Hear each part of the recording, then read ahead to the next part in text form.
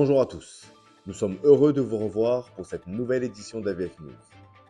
Sans plus tarder, voici ce qui fait l'actualité de la semaine. Passons à l'actualité internationale. La justice américaine a récemment condamné les entreprises de VTC Uber et Lyft à payer plusieurs centaines de millions de dollars en dédommagement à leurs chauffeurs new-yorkais. Cet accord exceptionnel fait suite à des critiques concernant le traitement des chauffeurs sur les plateformes. Uber devra donc verser 290 millions de dollars et Lyft le reste, soit un total de près de 328 millions de dollars. L'accord permet aux entreprises d'éviter de reconnaître leur culpabilité dans une affaire portant sur des années de soustraction illégale de rémunération des chauffeurs. En détail, Uber prélevait illégalement des taxes locales sur la rémunération des chauffeurs, tandis que Lyft prélevait des frais administratifs. Bien que les chauffeurs bénéficieront désormais de conditions de travail améliorées, avec un salaire minimum et des congés payés, Uber et Lyft ont vu leur cours boursier augmenter après l'annonce de l'accord. Sans transition, passons à l'actualité nationale. L'association AC Anticorruption a déposé une plainte contre X pour détournement de fonds publics après le déplacement très controversé à Tahiti de la maire de Paris, Anne Hidalgo. La plainte remet en question le but déclaré du voyage, soulignant que la maire n'a pas visité les installations sportives prévues, mais a plutôt rendu visite à sa fille sur une île proche.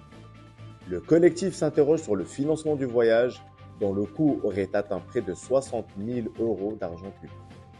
La commission de déontologie de la ville de Paris a affirmé que le déplacement était professionnel et privé, financé respectivement par la collectivité parisienne et Anne Hidalgo elle-même.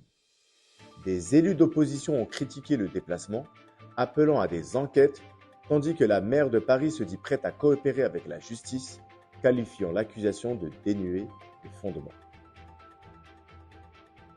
Des interrogations persistent sur le véhicule électrique.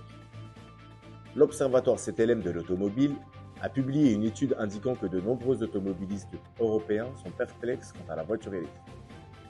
Seulement 27% des personnes envisagent de passer à une voiture électrique lorsqu'ils changent de voiture, principalement en raison des taux élevés et des préoccupations liées à cette transition. En France, les conducteurs expriment des inquiétudes quant aux zones à faible émission, ZFE, et à la transition vers l'électrique, avec des informations très contradictoires sur la réglementation. Ces incertitudes influent sur la décision d'achat et seulement 21% des Français envisagent de changer de voiture dans les 12 prochains mois. Les préoccupations concernent également le coût de l'électricité et la capacité des infrastructures à répondre à la demande électrique pour les voitures. Alerte à la commission T3P. L'AVF siège à la commission T3P et à ce titre, elle fait face à des chauffeurs commettant des infractions. Elle note une forte recrudescence de racolage, notamment aux aéroports. Soulignant que ces pratiques sont illégales et préjudiciables à la profession, l'AVF met en garde contre les lourdes conséquences des sanctions encourues, telles que le retrait temporaire de la carte VTC, de 2 à 18 mois, voire un retrait définitif en cas de récidive. En plus des sanctions administratives, des poursuites pénales sont engagées à l'encontre de ces chauffeurs. L'AVF déconseille fortement de telles pratiques, exhortant tous les chauffeurs à respecter la loi.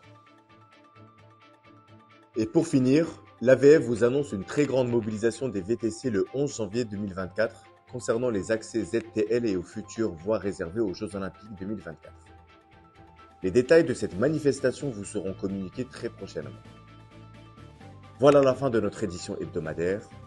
Abonnez-vous à notre chaîne pour rester à l'affût des actualités qui vous concernent. Merci de nous avoir suivis et d'ici là, n'oubliez pas, l'AVF, nous voix s'élève enfin, la vôtre.